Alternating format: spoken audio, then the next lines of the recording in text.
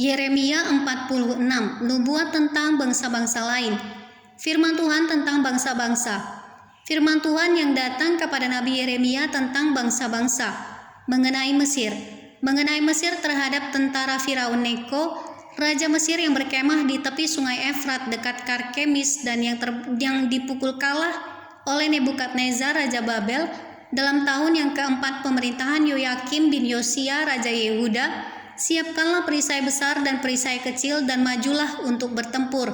Pasanglah kuda dan naiklah hai pengendara-pengendara. Ambillah tempatmu dengan memakai ketopong. Tajamkanlah tombakmu, pakailah baju jirahmu. Mengapa kulihat mereka terkejut mundur ke belakang?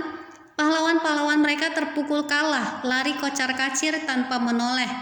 Kedahsyatan dari segala jurusan, demikianlah firman Tuhan. Orang yang tangkas tidak dapat melarikan diri, pahlawan tidak dapat meluputkan diri. Di utara di tempat sungai Efratlah mereka tersandung dan rebah. Siapakah ini yang meluas seperti sungai Nil dan yang airnya bergelora seperti sungai-sungai? Itulah Mesir yang meluas seperti sungai Nil dan yang airnya bergelora seperti sungai-sungai. Ia berkata, aku mau meluas menutupi bumi, membinasakan kota dan penduduknya. Majulah hai kuda-kuda, melajulah hai kereta-kereta, majulah berperang hai pahlawan-pahlawan, hai kamu orang Ethiopia dan orang Put yang memegang perisai dan orang Lydia yang membentur busur. Hari itu ialah hari Tuhan Allah semesta alam, hari pembalasan untuk melakukan pembalasan kepada para lawannya. Pedang akan makan sampai kenyang dan akan puas minum darah mereka. Sebab Tuhan Allah semesta alam mengadakan korban penyembelihan di tanah utara dekat sungai Efrat. Pergilah ke Gilead mengambil balsam, hai anak dara putri Mesir. Sia-sia engkau memakai banyak obat. Kesembuhan tidak akan kau dapat. Bangsa-bangsa telah mendengar tentang celamu, bumi telah penuh dengan teriakmu. Sebab pahlawan yang satu tersandung kepada pahlawan yang lain, keduanya rebah bersama-sama. Firman yang disampaikan Tuhan kepada Nabi Yeremia tentang datangnya Nebukadnezar raja Babel untuk memukul kalah tanah Mesir. Beritahukanlah di Mesir dan kabarkanlah di Migdol, kabarkanlah di Memphis dan di Tahpanhes. Katakanlah, ambillah tempat dan bersiaplah, sebab sekitarmu habis dimakan pedang. Mengapa Apis melarikan diri, tidak sanggupkah? Sapi jantanmu bertahan, sungguh Tuhan telah menundukkan dia. Banyak daripadamu yang tersandung dan rebah. Mereka berkata seorang kepada yang lain, marilah kita pulang kepada bangsa kita, ke negeri kelahiran kita, untuk mengelakkan pedang yang merajalela ini. Sebutlah nama Firaun, raja Mesir, tukang ribut yang membiarkan kesempatan berlalu. Demi aku yang hidup, demikianlah firman Raja yang namanya Tuhan semesta alam. Ia akan datang seperti gunung Tabor yang menjulang di antara gunung-gunung lain, seperti gunung Karmel yang menganjur ke laut. Siapkanlah bagimu barang-barang untuk perjalananmu ke pembuangan, hai putri Mesir yang sudah lama menetap.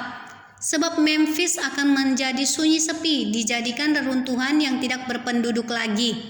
Mesir adalah lembu muda yang elok, tetapi seekor pikat dari utara mendatangi dia. Juga prajurit-prajurit upahan yang ada padanya adalah seperti anak-anak lembu tambun. Mereka pun berbalik dan melarikan diri bersama-sama.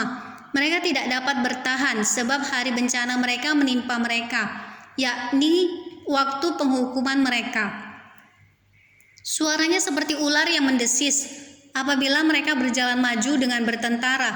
Mereka mendatangi dia dengan membawa kapak seperti orang-orang penebang pohon. Mereka menebang hutannya, demikianlah firman Tuhan.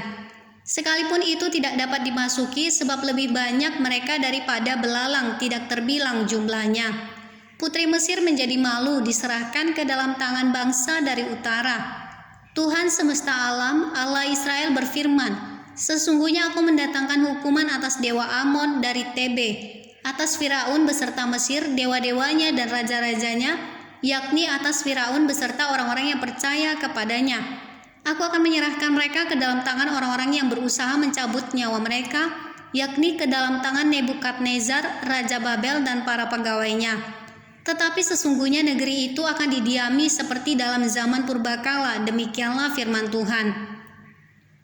Maka engkau janganlah takut, hai hambaku Yakub, janganlah gentar, hai Israel, sebab sesungguhnya aku menyelamatkan engkau dari tempat jauh dan keturunanmu dari negeri pembuangan mereka.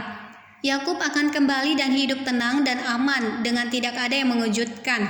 Maka engkau janganlah takut, hai hambaku Yakub, demikianlah firman Tuhan, sebab aku menyertai engkau.